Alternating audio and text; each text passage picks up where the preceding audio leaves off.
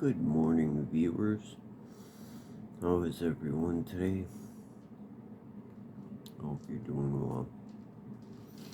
Well, this is my second video, and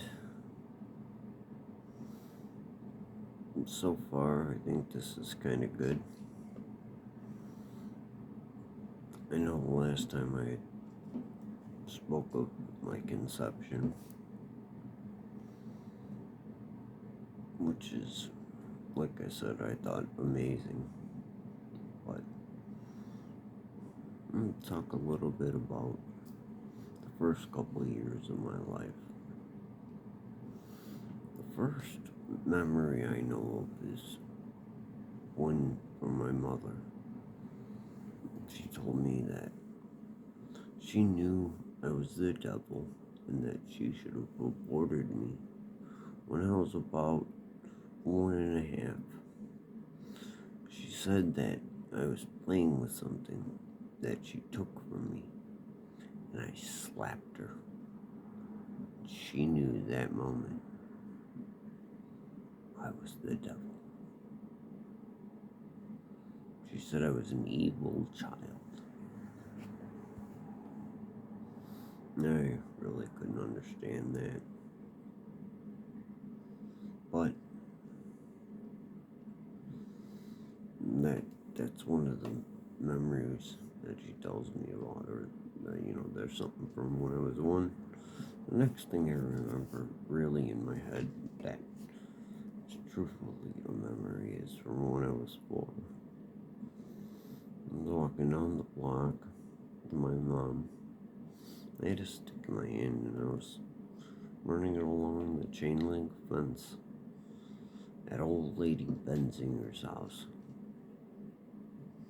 That old lady started screaming and yelling at me to stop hitting her fence with the stick. My mother snapped, called her a fucking old ass bitch, told her to shut the fuck up and mind her own business. From there, I don't remember much else other than we walked away. Went on our walk like we did. There's not really many others besides playing with my next door neighbor Billy. This is my first best friend, Billy Borowski. And then there's maybe a few more memories of when I was about 7 and 8, but nothing is really vivid until I'm about 10 to 11. I do truthfully believe that is when people start to become who they are. The first 10 years of your life are just the start, the beginning. What do you know? Not much. And then about 10 hit. And I sort of remember how my room was. I wanted it set up a certain way.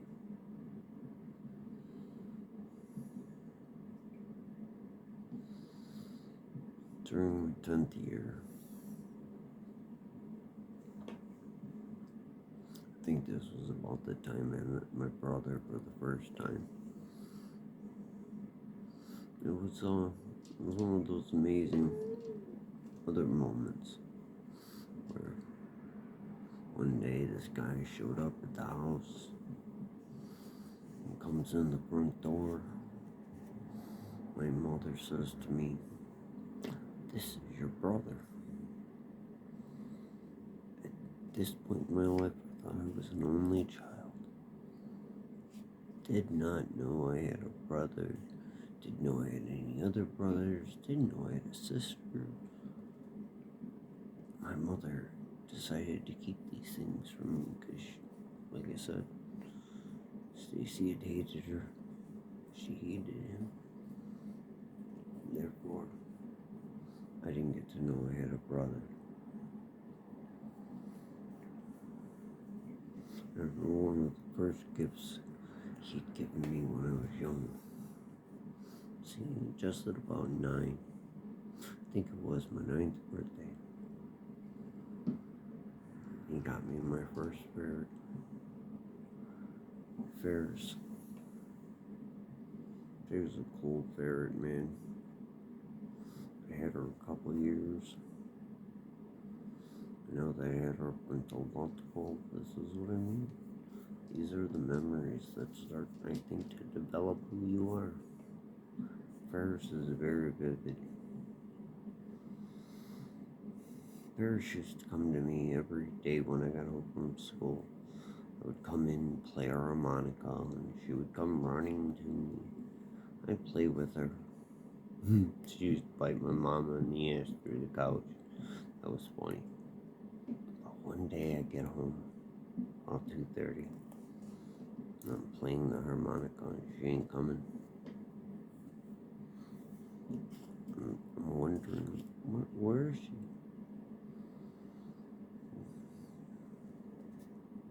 I call her, playing the harmonica. I go into my bedroom, and I notice that my colored pencils are all over the floor. They were on top of my nightstand. I go to pick them up, and I notice the back end of Ferris sticking out from my nightstand. I don't know what happened, but somehow she got crushed in between the wall and the nightstand, which was very heavy, and she was dead. God, I remember calling and screaming, telling my mom, Ferris is dead. My mom actually rushed home from work to make sure I was going to be okay. I was very distraught.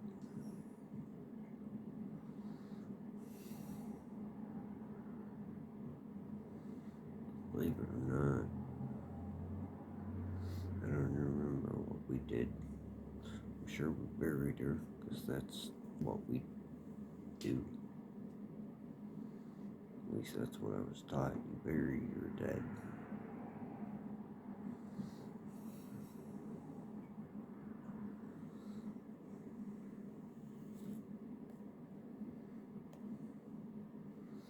See, there are a lot of things in my life.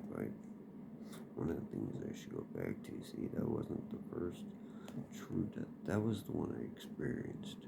But my first real death in my life was my first dog, Gypsy. It was truthfully my brother's dog, but well, I didn't know that because I didn't know I had a brother. And apparently, she got into the garbage one night and choked on a pork chop bone. Puked. Died. My mom got up before I did. I was about 7. Believe it or not, she called my dad over. He apparently picked up the dog and brought her outside, dug a hole. And I found out when I got up. My mom told me. I cried and cried. God took my dog.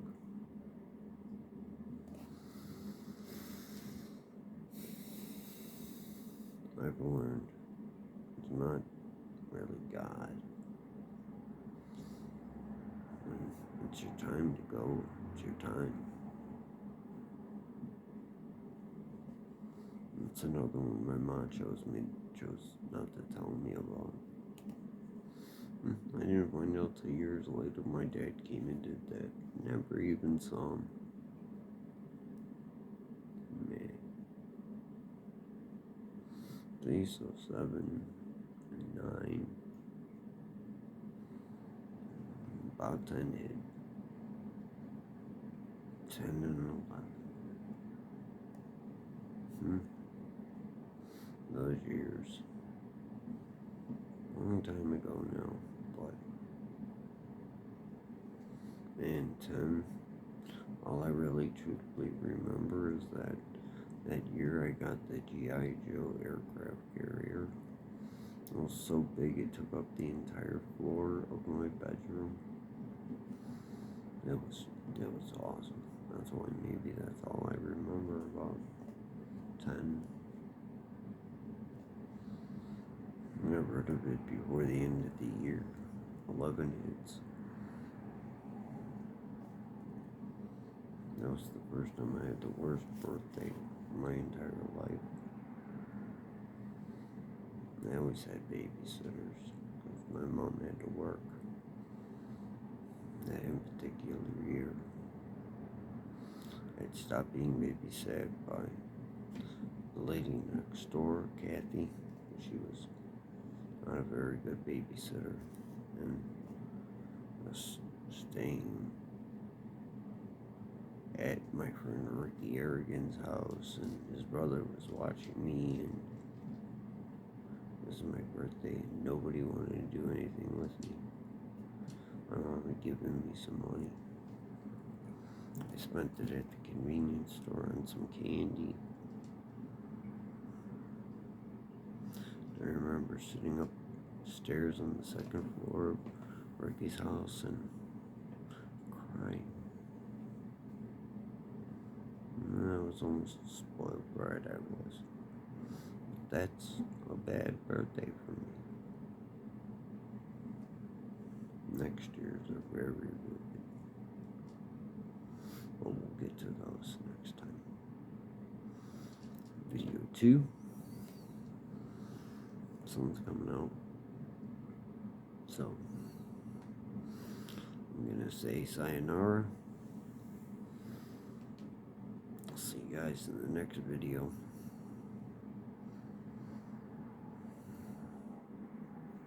Later.